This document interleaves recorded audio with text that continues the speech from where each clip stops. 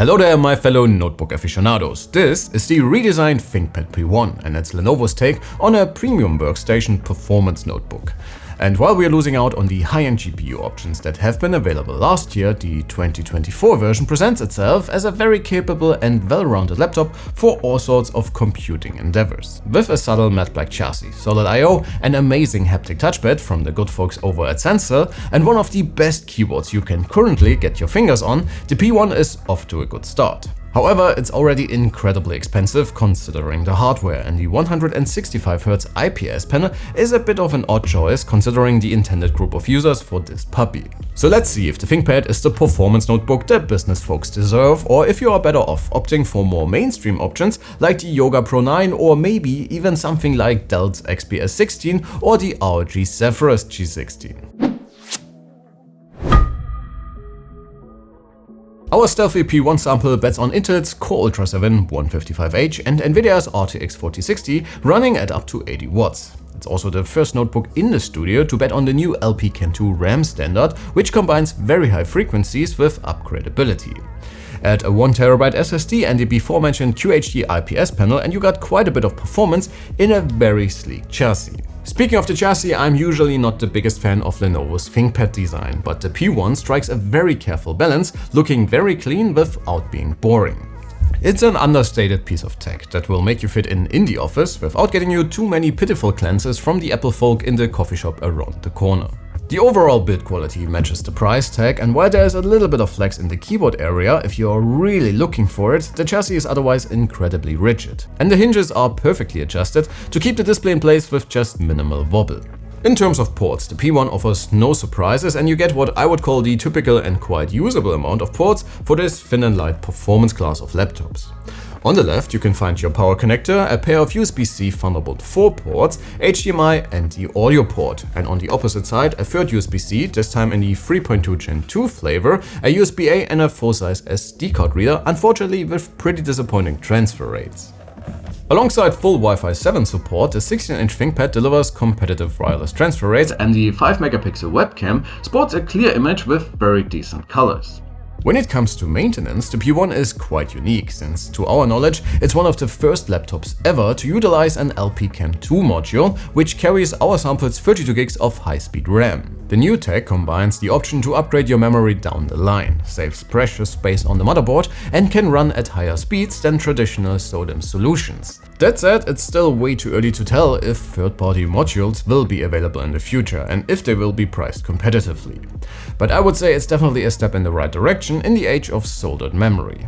So people say Lenovo can do keyboards, so I guess they better deliver when it comes to their flagship performance ThinkPad. And guys, they did, at least regarding the physical aspect with solid travel, great tactility and an overall very satisfying feel. The layout will, as always, be a bit of a subjective thing, but especially with our sample's German layout, the slightly smaller keys for admittedly less used characters are a bit odd and might take a few hours to get used to. But that's really nitpicking, to be quite honest, since typing on the P1 just feels great. This brings us to the touchpad, and Lenovo has something special here for us as well.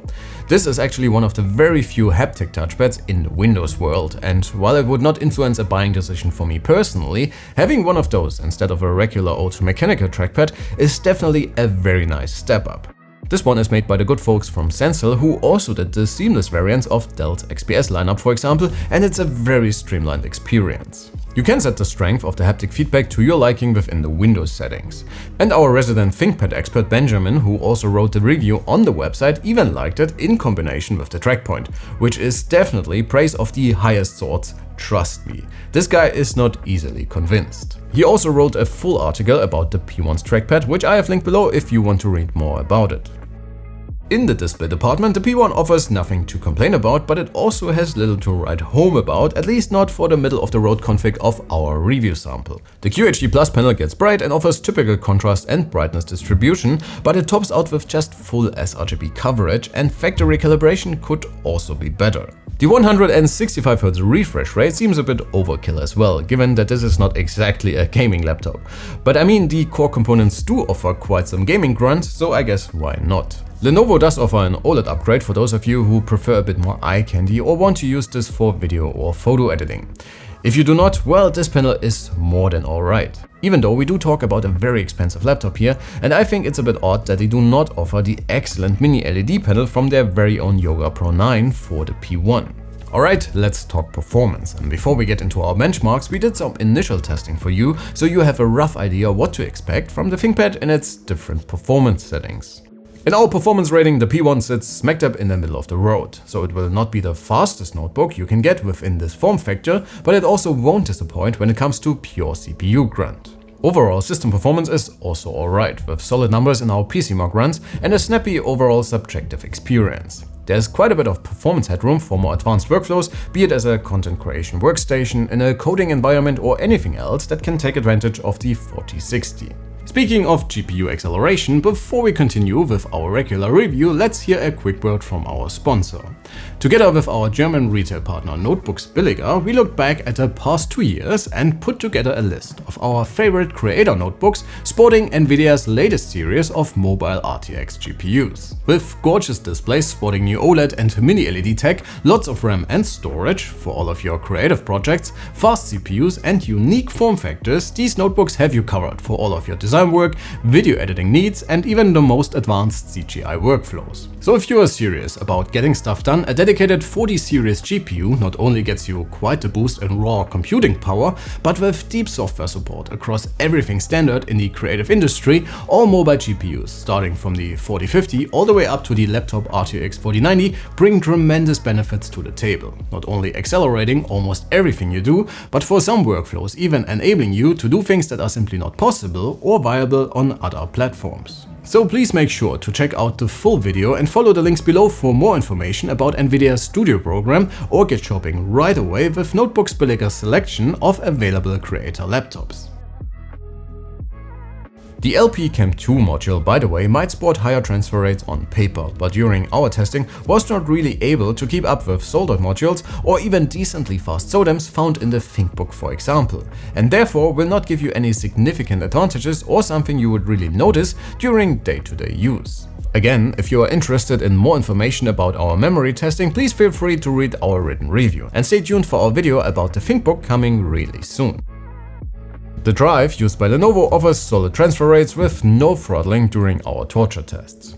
It's not the fastest drive you can find, but it should hardly make a difference in the real world once again. On the GPU side of things, the P1 starts off with a pretty big disadvantage against its direct predecessor, which we have been able to test with a laptop RTX 4080. There have also been configs available up to the 4090 and its workstation equivalent, whereas the 2024 P1 tops out with a 4070 or the RTX 3000. I know you will hardly get the full performance of the higher-end chips in such a slim chassis and with the power levels it can provide, but in some workflows it's not always just about pure speed. The difference in CUDA cores, for example, or video memory could definitely be a huge concern if you're looking into a sleek workstation for more advanced computing workflows. In our 3D Mark rating, the P1 performs alright and within what you would expect from a mobile 4060 in a thinner than usual package. So if this is the kind of performance you're going for, that is at least good news. Blender shows what you could expect from a higher-end GPU if you were a CGI artist who needed a secondary machine while on the go, for example. Again, the P1 is hardly a gaming notebook, but with a 165Hz screen and fast response times, it's definitely quite well equipped for some after-work virtual entertainment. For some games, you can even take advantage of the native resolution. When we move on to our noise samples, we kind of get the GPU downgrade though, since the P1 is quite audible even with the 4060, and it's one of the loudest devices within our comparison group today. As always, we took some noise samples for you under different workloads and in different performance modes. And if you want to get further into our test results regarding internal and external temperatures, stress test behavior and overall power draw, again feel free to check out our written review right after this video.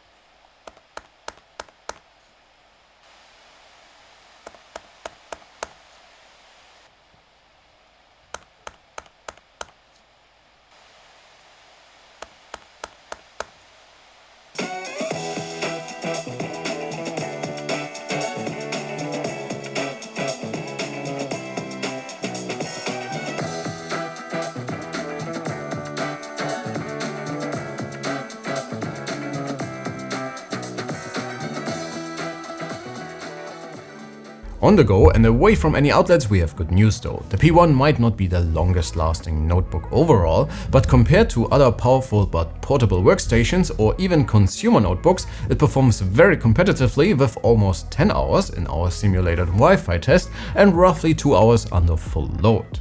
Alright folks, that should be it for today. If you're looking for a subtle and streamlined work laptop that offers a dedicated GPU but doesn't skimp on more businessy features like generous I/O and a gorgeous keyboard, the P1 is a very solid option. It also adds a very nice haptic touchpad, which we would like to see in more high-end notebooks on the Windows side of things in 2025. It's well built and even looks quite nice in a very understated way, but it's also quite expensive for the performance you are getting, and other laptops, both on the workstation and consumer side, offer more in almost every way if you can live with a more flashy appearance. But please folks, let me know what you think about the redesigned ThinkPad P1, sound off in the comments below. That's it from my end today, thanks a ton for watching, please leave a like and sub on your way out. My name is Alex, you have been amazing and I cannot wait to see you all in the next one. Take care.